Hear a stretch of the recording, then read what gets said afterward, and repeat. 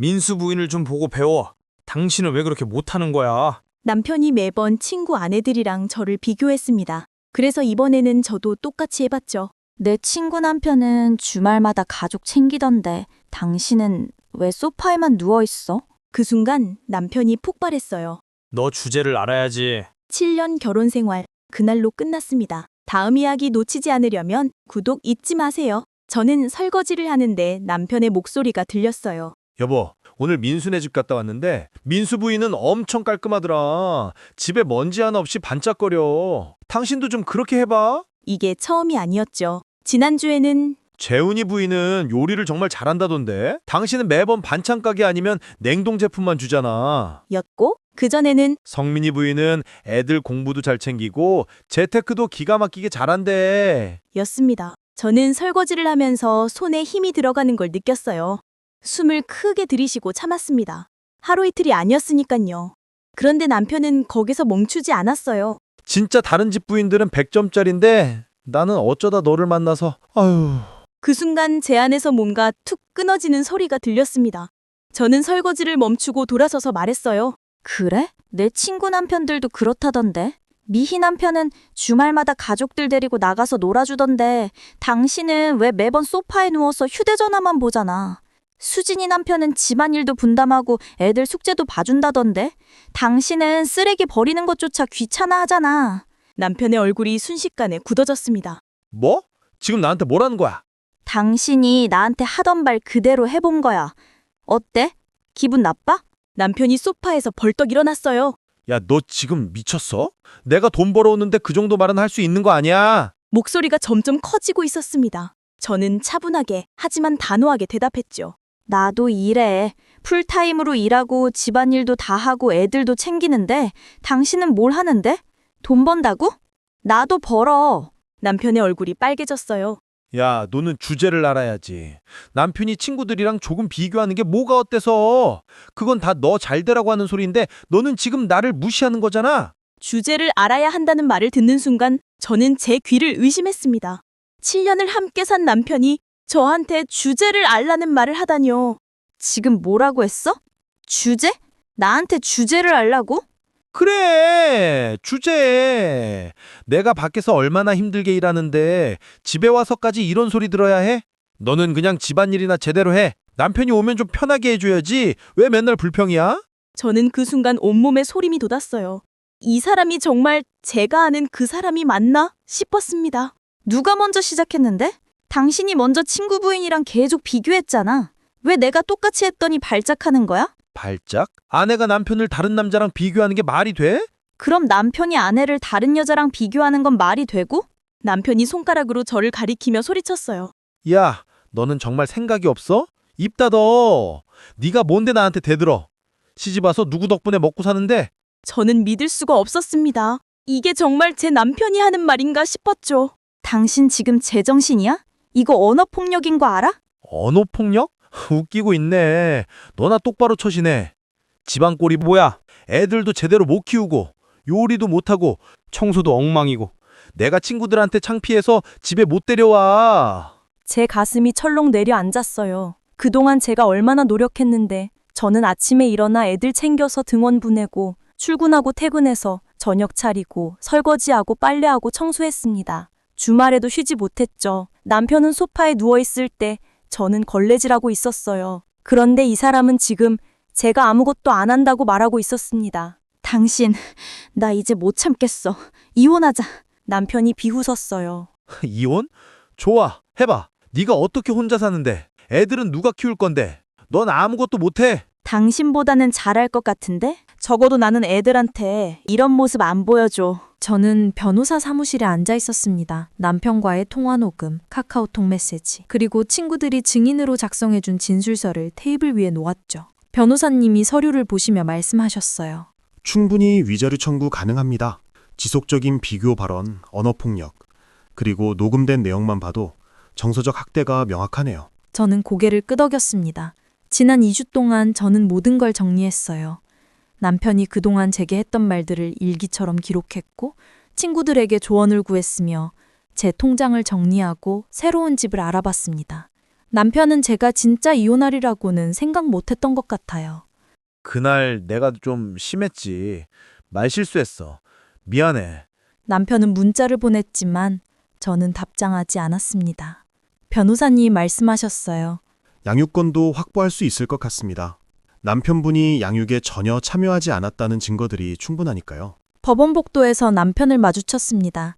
남편은 초췌해 보였지만 저는 동정심이 들지 않았어요. 조정이 끝나고 이혼이 확정됐습니다. 위자료 3천만 원, 양육권은 제가 가지고 양육비는 매달 150만 원으로 합의했죠.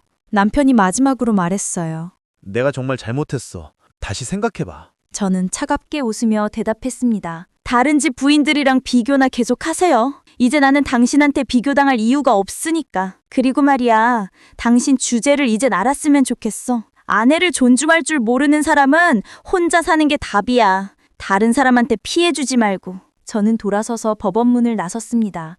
햇살이 눈부셨어요. 제 손을 잡은 아이들을 보며 생각했죠. 이제 새로운 시작이라고요. 비교당하지 않고 무시당하지 않고 제 가치를 스스로 증명하며 살 수 있는 삶이 기다리고 있다고요. 가슴이 뻥 뚫리는 것 같았습니다. 자유로웠어요.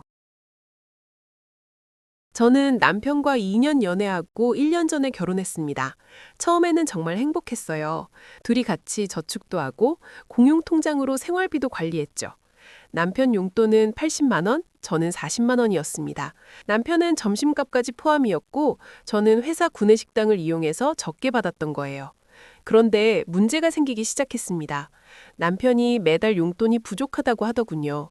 친구들이랑 술 마시고 PC방 가는 걸 좋아했거든요. 담배도 피웠고요. 처음에는 아껴 쓰라고 했죠. 그런데 계속 부족하다고 하는 겁니다.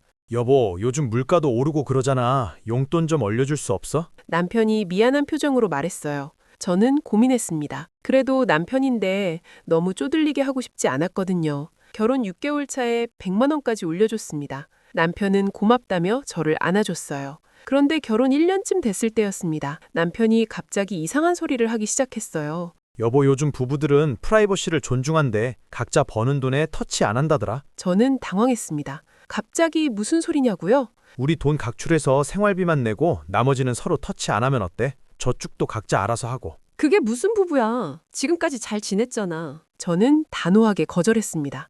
그런데 남편이 물러서지 않았어요. 계속 같은 얘기를 꺼냈죠. 싸움이 시작됐습니다. 2달 동안 이 문제로 계속 다퉜어요. 남편은 나중에 집을 살 때도 각자 반반 내면 된다고 했습니다. 저는 지쳤습니다. 매일 싸우는 게 너무 힘들었어요. 결국 그렇게 하자고 했죠. 남편은 만족스러운 표정을 지었습니다. 돈 관리를 각자 하기로 한 후 저도 변화를 줬습니다. 원래 집안일은 제가 80% 이상 했거든요. 남편은 20%. 그것도 제가 하라고 해야만 움직였죠. 빨래, 설거지, 청소, 요리까지 거의 다 제 몫이었습니다. 그래서 집안일도 반반 나눠서 하자고 했어요. 그랬더니 남편이 완전 치사하네. 내 돈 내가 관리하겠다고 하니까 속 좁게 집안일 운운하네. 그래서 그냥 제 것만 했습니다. 빨래도 제 옷만 했고 설거지도 제 그릇만 했죠. 청소는 제 반경 위주로만 했습니다. 남편 책상 주변은 먼지가 쌓여도 신경 쓰지 않았어요. 일주일쯤 지났을 때 남편이 불만을 터뜨렸습니다. 야, 이거 너무 치사한 거 아니야? 집안일도 안 하고. 치사해? 모든 게 반반이면 집안일도 반반이지. 근데 당신이 안 하잖아. 그래도 그렇지. 부부가 이렇게까지. 그럼 당신이 해. 나는 내 것만 할 거야. 저는 단호하게 말했습니다. 남편은 할 말이 없는지 방으로 들어가 버렸어요. 거실에는 남편 옷가지들이 여기저기 널려 있었습니다. 저는 쳐다보지도 않았죠. 그렇게 몇 달이 지났습니다. 어느 날 새벽 전화벨이 울렸어요. 남편 번호였습니다. 저는 불안한 마음에 전화를 받았죠. 여보, 나 사고 났어. 남편 목소리가 떨리고 있었습니다. 음주운전을 하다가 사고를 낸 거예요. 다행히 크게 다친 사람은 없었지만 차는 많이 파손됐다고 했습니다. 돈 좀 있는 거 보태줄 수 있어? 합의금이랑 차 수리비가. 저는 잠시 침묵했습니다. 머릿속이 복잡했어요. 그런데 곧 답이 나왔습니다. 안 돼. 우리 돈 각자 관리하기로 했잖아. 당신이 원한 거고. 지금 그런 소리 할 때야? 급한 상황이라고. 급하면 당신 돈 쓰거나 부모님께 말씀드려. 나는 못 도와줘. 저는 전화를 끊었습니다. 손이 떨렸어요. 그런데 후회는 없었습니다. 시댁에서 전화가 걸려왔습니다. 시어머니였어요. 며느리, 우리 아들이 힘든데 아무것도 안 한다는 게 사실이야? 부부가 어떻게 이래? 남편이 어려울 때 모른 척한다는 게 말이 돼? 저는 최대한 침착하게 대답했습니다. 어머니, 남편이 원해서 돈은 각자 관리하고 있어요. 제가 도와드릴 방법이 없습니다. 그 말이 끝나자마자 시어머니의 목소리가 높아졌습니다. 이 못된 년이. 남편이 힘들면 어떻게든 도와야지. 그게 아내라는 사람이 할 짓이야? 욕설이 이어졌고 저는 더는 들을 필요가 없다고 판단했습니다. 전화를 끊었죠. 그리고 남편에게 문자를 보냈습니다. 이혼하자. 잠시 후 남편에게서 전화가 왔습니다. 만나서 이야기하자고 하더군요. 약속 장소에서 마주한 남편은 이미 얼굴이 굳어 있었습니다. 진짜 이혼할 거야? 이게 이혼 사유가 돼? 충분해. 당신이 돈 따로 관리하자고 한 순간부터 이미 끝난 거였어. 지금 내 상황 알잖아. 꼭 이럴 때 이혼 얘기를 해야 돼? 그게 나랑 무슨 상관이야. 당신이 벌린 일이잖아. 당신이 원해서 돈도 따로 관리한 거고. 남편은 아무 말도 하지 못했습니다. 며칠 뒤 시댁에서 남편의 합의금 문제로 본가를 정리하고 전세로 이사 간다는 소식이 들려왔습니다. 저는 이혼 서류를 준비했습니다. 1년 남짓한 결혼 생활이 이렇게 끝나는구나 싶었죠. 슬프지 않았냐고요? 물론 슬펐습니다. 하지만 더 이상 이 사람과 함께할 수 없다는 확신이 들었어요. 남편은 끝까지 제가 냉정하다고 치사하다고 했습니다. 하지만 모든 선택은 그가 한 것이었습니다. 돈을 따로 관리하자고 한 것도, 음주운전을 한 것도, 책임을 제게 떠넘기려 한 것도 전부 남편이었죠. 이제 저는 혼자입니다. 막막하지만 이상하게 후련했습니다. 앞으로의 길이 쉽진 않겠지만 적어도 이제는 불공평한 관계에서 벗어났으니까요. 저는 그날 밤을 잊을 수가 없습니다. 준호의 휴대폰이 식탁 위에서 계속 울렸죠. 샤워하러 들어간 사이였어요. 처음엔 그냥 두려고 했습니다. 하지만 알림이 10번도 넘게 울리더군요. 혹시 급한 일인가 싶어 화면을 봤습니다. 그 순간 심장이 멎는 것 같았어요. 오빠 보고 싶어. 오늘 꿈에서 만나자. 나도 사랑해. 결혼식 끝나면 우리 여행 가자. 메시지를 보낸 사람은 민지였습니다. 준호의 직장 동료죠. 결혼식에 하객으로 초대한 사람이었어요. 손이 떨렸습니다. 계속 위로 스크롤을 올렸죠. 한 달 전부터 주고받은 메시지들이 끝도 없이 나왔습니다. 오늘도 예뻐. 회의실에서 너만 봤어. 평생 널 사랑할게. 화장실 문이 열리는 소리가 들렸습니다. 준호가 수건으로 머리를 닦으며 나왔어요. 왜 그래? 얼굴이 왜 그래? 저는 휴대폰을 그에게 내밀었습니다. 이게 뭐야? 준호의 얼굴이 하얗게 질렸죠.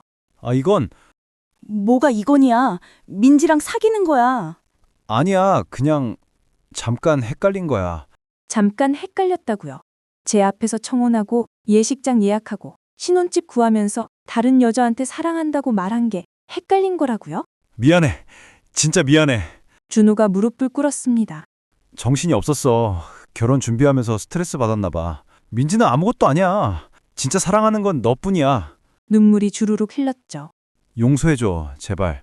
다시는 안 그럴게. 민지랑은 이미 정리했어. 저는 그 말을 믿고 싶었습니다. 아니, 믿어야 했어요. 결혼식이 한 달 앞으로 다가왔으니까요. 하객 200명, 예식장 예약금, 신혼여행 티켓, 모든 게 준비된 상태였죠. 지금 깨면 부끄러워서 어떻게 살아요. 저는 준호의 손을 잡았습니다. 다시는, 정말 다시는 이러지 마. 고마워. 사랑해. 그날 밤 저는 잠을 이룰 수 없었어요. 신혼의 달콤함은 2달 정도 갔습니다. 준호는 여전히 다정했어요. 퇴근하면 꽃을 사오기도 했죠. 주말엔 같이 요리도 했습니다. 하지만 뭔가 이상했어요. 휴대폰을 절대 제 앞에 두지 않았죠. 화장실 갈 때도 샤워할 때도 꼭 들고 갔습니다. 왜 휴대폰을 그렇게 끼고 살아?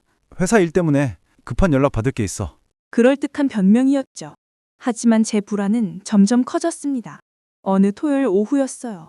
준호가 급하게 외출한다고 했죠. 부장님이 갑자기 부르셔서 토요일에 무슨 회사 일이 있어? 중요한 프로젝트래. 2시간이면 돼. 준호가 나간 후 저는 그의 노트북을 켰습니다. 비밀번호는 제 생일이었죠. 메신저에 자동 로그인이 되어 있었어요. 민지와의 대화창을 열었습니다. 어제 좋았어. 다음엔 더 좋은 곳 가자. 오빠 때문에 미치겠어. 빨리 보고 싶어. 다음 주 출장 때 같이 가자. 핑계 대면 돼. 대화 날짜는 어제였습니다. 손이 부들부들 떨렸죠. 저는 모든 대화를 캡처했습니다. 사진도 전부요. 준호가 돌아왔을 때 저는 아무렇지 않은 척했어요. 다녀왔어. 응, 고생했어. 저녁 뭐 먹을까? 아무거나. 그날 밤 저는 계획을 세웠습니다. 다음 날부터 저는 탐정이 되었습니다. 준호의 일정을 확인했죠. 카드 사용 내역도 몰래 체크했어요. 출장 간다던 날 호텔 예약 기록이 있었습니다. 더블룸이었죠. 민지의 SNS도 뒤졌어요. 비공개 계정이었지만 공통 친구를 통해 들어갔습니다. 그곳엔 준호와 함께 찍은 사진들이 있었죠. 얼굴은 가렸지만 준호가 즐겨 입는 셔츠였어요. 완벽한 하루였다. 행복해. 민지가 사진에 남긴 글이었습니다. 날짜를 확인했죠. 지난주 수요일이었습니다. 준호가 야근한다고 했던 날이었습니다. 증거는 충분했습니다. 이제 선택할 시간이었죠. 저는 준호의 회사 인사팀 메일 주소를 알아냈습니다. 익명 메일 계정을 만들었죠. 제목은 간단했습니다. 사내 부적절한 관계 제보. 본문은 모든 증거를 첨부했습니다. 메시지 캡처, 호텔 예약 확인서, SNS 사진들. 기혼 남성 직원과 미혼 여성 직원의 부적절한 관계입니다. 회사 내에서도 공공연하게 만나고 있으며 업무 시간에도 사적인 만남을 가지고 있습니다. 전송 버튼을 눌렀습니다. 돌이킬 수 없었죠. 사흘 후 준호가 퇴근도 안 하고 새벽에 들어왔어요. 당신이 그랬어. 준호의 목소리는 떨리고 있었습니다. 회사에 제보한 건 당신이지. 응, 내가 했어. 미쳤어. 정말 미쳤어. 내가 회사에서 어떻게 되는지 알아? 알아. 그래서 한 거야. 준호의 얼굴이 일그러졌죠. 민지는 지방으로 발령났어. 나는 인사조치 받았고 승진은 틀렸어. 그래서? 그래서라니. 앞으로 우리 결혼 생활은 어떻게 하려고? 저는 준호를 똑바로 봤습니다. 우리한테 결혼 생활이 있었어?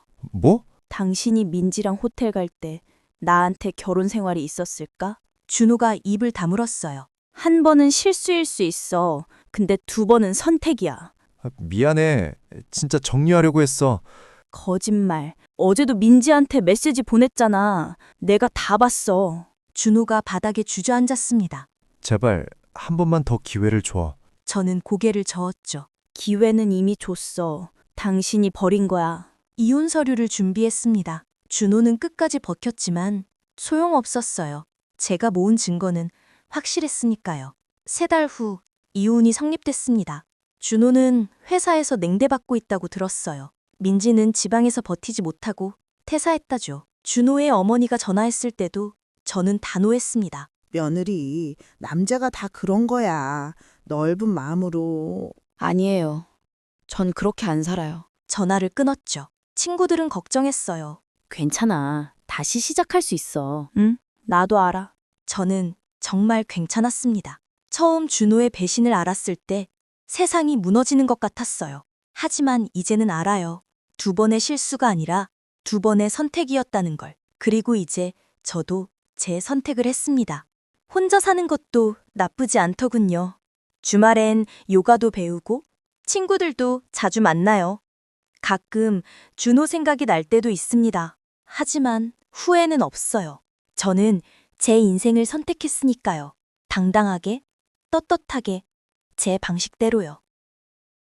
저는 결혼 2년차 평범한 직장인입니다. 남편 세후 월급 370만 원, 제 월급은 210만 원. 결혼하면서 경제권은 자연스럽게 남편에게 맡겼죠. 남편이 돈 관리를 잘한다고 생각했거든요. 실제로도 그랬습니다. 매달 생활비는 꼬박꼬박 들어왔고 부족한 적 없었어요. 저는 월급에서 용돈이랑 간단한 지출만 처리하고 남편에게 전부 이체했습니다. 전세 만기가 다가오면서 이사 준비를 시작했습니다. 여보, 그동안 우리 얼마나 모았어? 자연스러운 질문이었습니다. 부부라면 당연히 물어볼 수 있는 거 아닙니까? 그런데 남편 표정이 굳었어요. 한참을 망설이더니 입을 열었습니다. 사실은 모아둔 돈이 없어. 귀를 의심했습니다. 2년 동안 두 사람 월급 합치면 580만 원인데 돈이 없다고요? 무슨 소리야. 생활비 빼고도 매달 꽤 남았잖아. 남편은 고개를 푹 숙였습니다. 미안해. 사실 결혼 전에 빚이 있었어. 5천만 원. 머리가 하얘졌습니다. 뭐라고? 투자 실패로 생긴 빚이었어. 너한테 말 못하고 그동안 다 갚느라 돈을 못 모았어. 손이 떨렸습니다. 결혼 전 빚을 숨기고 결혼했다는 거잖아요. 2년 동안 저 몰래 빚을 갚았다는 겁니다. 왜 말 안 했어? 결혼 전에 왜 말 안 했냐고.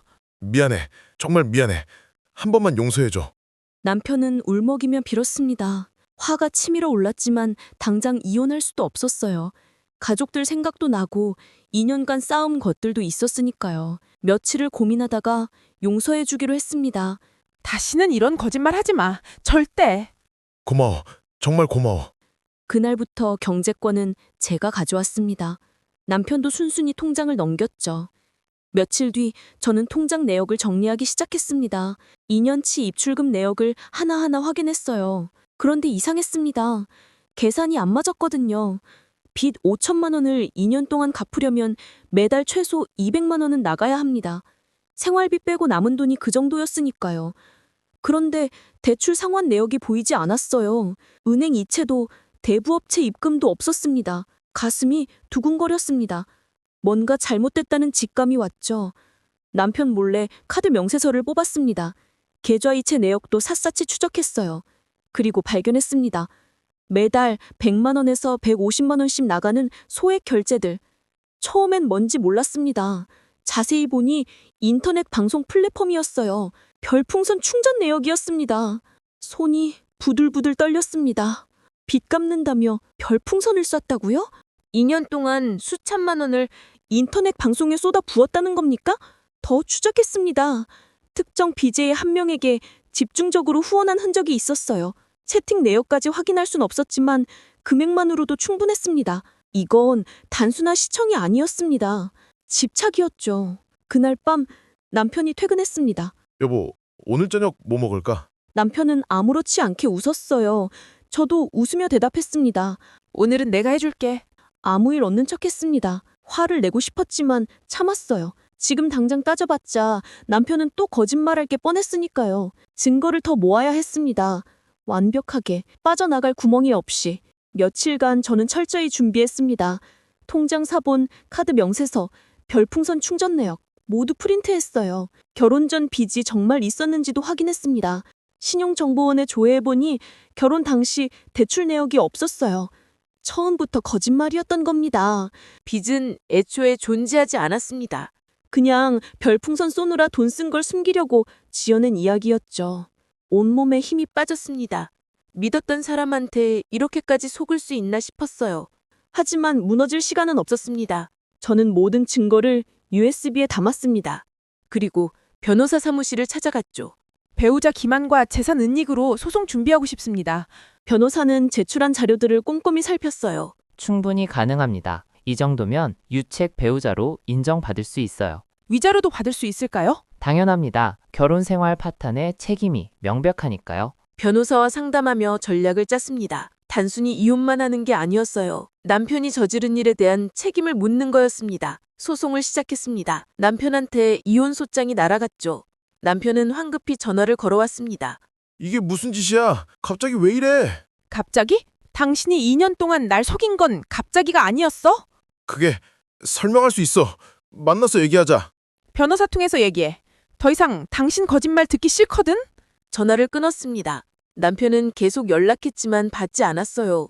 재판이 진행되면서 모든 게 드러났습니다. 결혼 전 빚은 없었다는 것, 2년간 수천만 원을 별풍선에 썼다는 것, 배우자를 속이고 재산을 낭비했다는 것, 남편 직장에도 소문이 났습니다. 재판 과정에서 직장으로 서류가 갔거든요. 남편 가족들도 알게 됐죠. 시어머니한테 전화가 왔습니다. 며느리, 우리 아들이 잘못했다. 그래도 이혼은 너무한 거 아니야? 어머니, 2년간 속이고 돈 낭비한 게 너무한 거 아닙니까?